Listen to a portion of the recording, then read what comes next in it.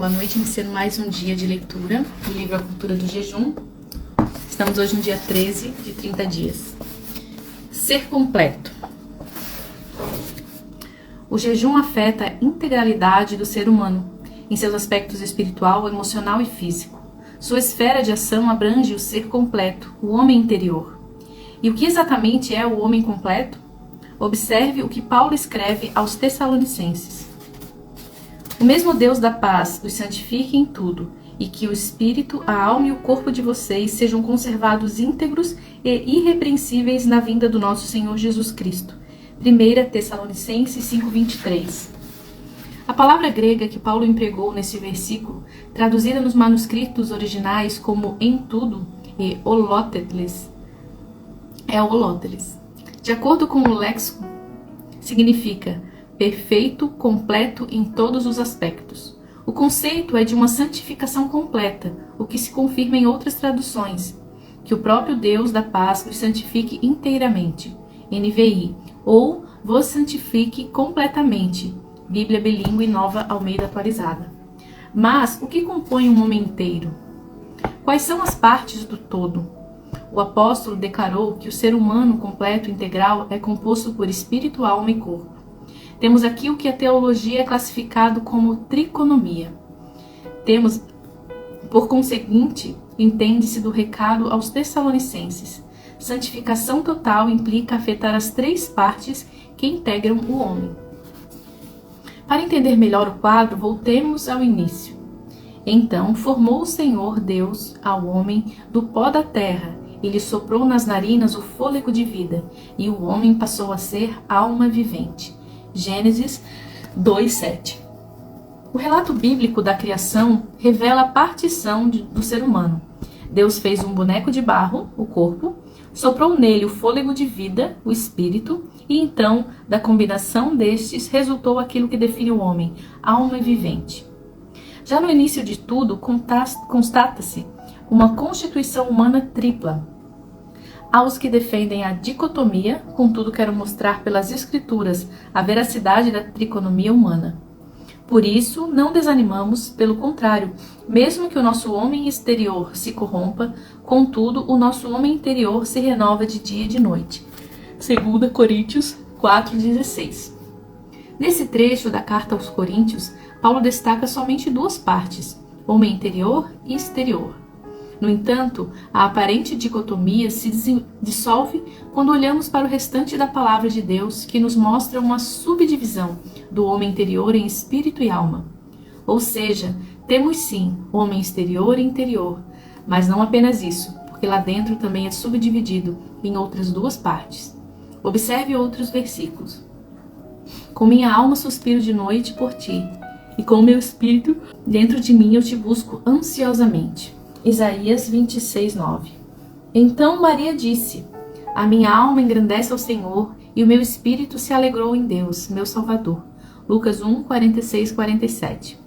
Porque a palavra de Deus é viva e eficaz, e mais cortante do que qualquer espada de dois gumes, e penetra até o ponto de dividir alma e espírito, juntas e medulas, e é apta para julgar os pensamentos e propósitos do coração. Hebreus ilustra bem a distinção entre as partes. Juntas e medulas estão próximas, mas são coisas distintas. O mesmo é verdadeiro quanto ao espírito e à alma. Estão juntos, compondo o homem interior, mas são diferentes um do outro, e ainda podem ser separados. A subdivisão do homem interior também pode ser vista na tripologia do tabernáculo de Moisés, considerado o lugar da habitação de Deus. Ele possuía duas partes visíveis, a parte coberta, a tenda da congregação, e a descoberta, átrio exterior. Contudo, seria equivocado chamá-lo de bipartido, visto que a tenda da congregação, por sua vez, era composta por dois ambientes, o lugar santo e o santo dos santos, separados apenas por um véu. Hoje, o homem é chamado nas Escrituras de morada de Deus, Efésios 2:19, e santuário do Espírito Santo, 1 Coríntios 3:16. O homem é o atual tabernáculo divino. Assim como o interior do tabernáculo de Moisés, o interior do tabernáculo humano também é subdividido em duas partes, espírito e alma. Em suma, o que as Escrituras ensinam é que somos homem exterior, corpo, e homem interior, alma e espírito. Somos seres tripartidos, divididos em 3 partes distintas, e os benefícios do jejum alcançam cada uma delas. Atente-se a um detalhe importante. A Escritura apresenta uma ordem de relevância: espírito, alma e corpo. Há uma distinção entre as partes, e é preciso enxergá-la antes de fazer a ampliação prática dos efeitos do jejum em cada uma delas. Espírito. Porquanto, para mim, o viver é Cristo, e o morrer é lucro. Entretanto, se o viver na carne traz fruto para o meu trabalho, já não sei o que hei de escolher. Ora, de um e outro lado, estou constrangido, tendo o desejo de partir e estar com Cristo, o que é incomparavelmente melhor. Mas por vossa causa é mais necessário permanecer na carne. E convencido disto, estou certo de que ficarei e permanecerei com todos vós para vosso progresso e gozo na fé. Filipenses 1:21. Qual a definição de Paulo acerca de si mesmo? Ou melhor, acerca do centro de seu ser? Para entender, localize o sujeito oculto, eu, nos versículos acima. Eu estou constrangido, tendo eu o desejo de partir e estar com Cristo. É mais necessário eu permanecer na carne, e eu ficarei e permanecerei. É esse eu quem fala sobre partir e estar com Cristo. Quem é que parte da morte? Quando falece o homem interior, é que vai estar com o Senhor. Já o homem exterior, o corpo, é sepultado, se corrompe e permanece aqui na terra, aguardando o bendito dia da ressurreição. O apóstolo está chamando de eu a parte interior do ser, a que partiria para estar com Cristo. Ou seja, Paulo está afirmando que o seu verdadeiro eu é o homem interior. Quem permanece na carne, obviamente, não é do próprio corpo que ele está falando, porque seria redundante dizer que o corpo permanece na carne. Ele está falando do homem interior. Como vimos, o homem interior é composto de alma e espírito. Então vamos mais a fundo. Dentre essas 2 partes, qual é o centro de quem somos? Qual delas podemos dizer que realmente é o eu? Somos retratados na Bíblia como seres espirituais. O espírito é o lugar no qual temos consciência de Deus, que também é espírito, e das coisas espirituais. Uma prova está no relato da criação, abordado há pouco, que mostra o espírito do homem passando a existir a partir do sopro de Deus. O espírito humano proveio do íntimo do Criador, de sua própria essência. Em vista disso, é um ambiente propício à conexão com as realidades divina e espiritual. Observe. Mas aquele que se une ao Senhor é um só espírito com ele. 1 Coríntios 6:17. Deus é espírito e é necessário que os seus adoradores o adorem em espírito e em verdade. João 4:24. Alma. Se o espírito traz a semelhança de Deus, o que nos diferencia um do outro, além da aparência física, é a alma. Ela é considerada a sede da personalidade que, como dizia meu pai, possui um tripé de apoio: razão, emoção e vontade. Ou seja, a alma é o lugar dos sentimentos, pensamentos e também a sede das decisões. Acerca disso, Larry Sperry Schaeffer, em sua conhecida obra Teologia Sistemática, afirma: os elementos que combinam para formar a personalidade são o intelecto, sensibilidade e vontade, mas todos esses agem juntos, a fim de exigir uma liberdade tanto de ação externa quanto da escolha dos fins para os quais a ação for direcionada. O intelecto deve dirigir, a sensibilidade deve desejar e a vontade deve determinar a direção dos fins racionais. Não pode haver personalidade, seja humana, angelical ou divina, a parte desse complexo de essências. Já vimos antes, que no relato da criação, que o homem foi feito alma vivente. Paulo enfatiza o conceito em 1 Coríntios 15:45. No exato momento em que o espírito encontrou o corpo, o que sugere que, de alguma forma, a alma está em contato com ambos, ou seja, ela interfere e é interferida pelas outras partes. Porém, trata-se de um componente no homem interior, juntamente com o espírito. Vale ressaltar que a alma é eterna e acompanha o espírito após a morte. Aliás, as expressões alma e vida são recorrentemente apresentadas como sinônimos. Ao sair-lhe a alma, porque morreu, deu ao filho o nome de Benoni, mas seu pai lhe chamou Benjamim. Gênesis 35:18. Outros textos que sustentam essa verdade são Jó 27:8 e Mateus 10:28 e Lucas 12:20. Enquanto o Espírito nos dá consciência de Deus, a alma é onde temos consciência de nós mesmos e daquilo que nos toca. Percebemos nas Escrituras que essa consciência permanece mesmo depois de deixarmos o corpo, como vemos no ensino de Cristo acerca do rico e de Lázaro. Lucas 16:19-31. Há uma discussão teológica sobre a classificação do texto como sendo ou não da parábola. O que creem não se trata de uma parábola alegam que, normalmente, Jesus iniciava a alegoria dizendo: o reino de Deus é semelhante. Aqui, porém, Cristo diz: havia certo homem rico e havia também certo mendigo chamado Lázaro. Por citar pessoas específicas, uma delas pelo nome, ele escreveria descrevendo um acontecimento. Os que acreditam ser uma parábola também apresentam bons argumentos, e essa é uma boa discussão, que não pretendo esgotar aqui. Dentre os integrantes desse segundo grupo, há os que defendem ser mera alegoria, sem nenhum traço de realidade, mas com o intuito, invalidar a consciência pós-morte, apresentada no relato de Cristo. Entretanto, mesmo que se tratasse de uma parábola, não creio que Jesus usaria uma alegoria contraditória ao restante da Escritura. Aliás, há uma diferença entre alegoria e fantasia. Jesus usava sempre o primeiro e nunca o segundo.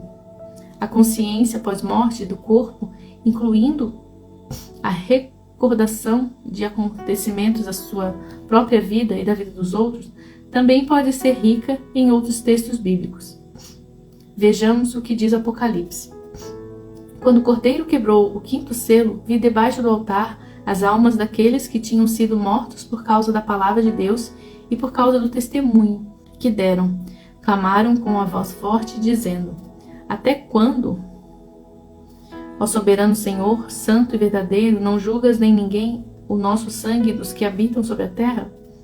Então até quando? Então a cada um deles foi dada uma veste branca, e lhes foi pedido que repousassem ainda por causa do tempo, até que também completasse o número dos seus conservos e seus irmãos que iam ser mortos como eles tinham sido. Apocalipse 6, 9 e 11. Esses mártires sabiam exatamente o que havia acontecido com eles. Possuíam não somente a consciência do que lhes ocorrera, como também a justiça em que ainda lhes seria feita, assim como no caso citado anteriormente do rico e do Lázaro. Resumindo, a alma que acompanha o espírito em sua partida, e a personalidade. Nela estão ou se manifestam nossos pensamentos, sentimentos e vontade, como tudo que lhes é natural, como intelecto, memórias, temperamento, alegria e tristeza, além de ser a importante sede das emoções, portanto, o livre-arbítrio. O corpo é chamado nas Escrituras de casa ou tabernáculo, onde o espírito habita. Isso evidencia que somos seres espirituais que habitam num corpo. Os apóstolos Paulo e Pedro usaram um tipo de ilustração. Sabemos que, se a nossa casa terrestre, deste lugar, não desfizer termos da parte de Deus um edifício, casa não feita por mãos eternas dos filhos. 2 Coríntios 5:11. Também considero justo, enquanto estou neste tabernáculo, despertar-vos com essa lembrança, sendo que eu estou prestes a deixar o meu tabernáculo, como efetivamente nosso Senhor Jesus Cristo me revelou.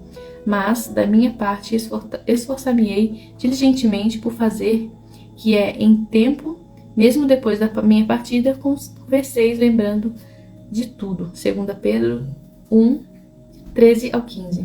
Isso não significa que o corpo não seja parte integral do nosso ser, pois ainda que passamos a defini-lo como a casa em que habitamos, não deixa de ser uma extensão de quem nós somos.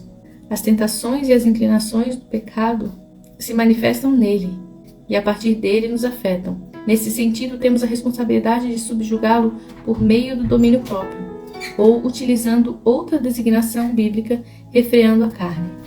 Mas esmurro o meu corpo e o reduzo à escravidão, para que, tendo pregado a outros, não venha eu mesmo a ser desqualificado. 1 Coríntios 9, 27. O que os textos bíblicos enfatizam é o corpo como habitação do homem interior e a semelhança de espírito e alma também como um meio de consciência e comunicação. Nesse caso, com o mundo natural, por meio dos sentidos, a palavra de Deus garante que no futuro haverá a ressurreição do corpo, ou seja, não seremos completos sem ele. Hoje, ele é a nossa casa terrena e após a glorificação, teremos como a casa um corpo espiritual. O jejum afeta cada parte. Recapitulando, diria que cada parte do homem tripartido é consciente de algo. O espírito tem consciência das coisas espirituais. Na alma, o homem tem consciência das coisas naturais, sendo a parte de nós que viabiliza o contato do homem interior com o mundo exterior. Veja que a palavra de Deus decreta que o corpo sem o espírito está morto, porque assim como o corpo sem o espírito é morto, assim também a fé sem obras é morta. Tiago 2:26. É importante entender que, apesar da distinção, há também uma conexão vital entre as partes. O corpo sem o espírito não possui vida. Por outro lado, o espírito sem o corpo não pode fazer nada nesta terra. Precisamos, portanto, entender o ser completo. Martin Lloyd-Jones comenta acerca da ação abrangente do jejum na mortalidade humana.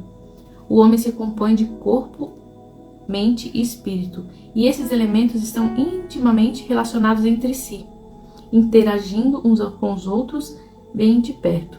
Distinguimos entre esses elementos que constituem o ser humano porque são diferentes, mas não devemos separá-los, que os estados e condições corporais exercem influência sobre as atividades da mente e do espírito, pelo que também essa questão do jejum deve ser levada em conta dentro dessa peculiar relação entre corpo, mente e espírito.